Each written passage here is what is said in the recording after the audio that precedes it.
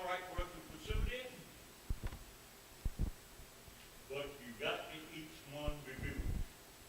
Now, you're asking us to give you comment on something that's laid before you that we don't have the privilege of seeing. You've had it before you. So how can we look at it and make valid comments on this to start with? Another thing, if you pursue this, which you've already got so much involved in it, there's basically no turning back. And so it's going to happen. One way or another, it's going to happen. But it's not too late to put this gentleman under a $20 million bond to ensure it does happen. It is not too late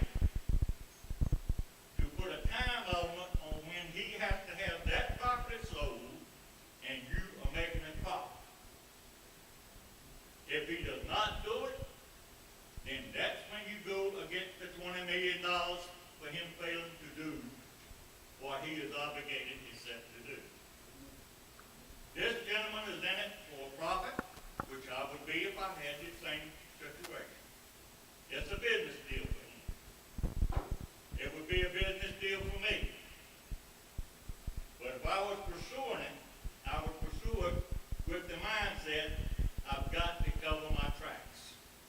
I'm not only going to sell it to you, but I got to make sure it happens. What happens if this man gets in a car wreck and dies and you're already committed? That property is going to be sold probably at some price. Who's going to pick up the slack? What's the backup to his plan? You got plan A, or plan B, or plan C. My recommendation is to give it some deep thought before you approve anything. Probably go into a private work session and discuss these issues and hold this man to the fire and hold him financially responsible to make what he is recommending to you happen. Thank you. Thank you, Bill. Okay, any more comments?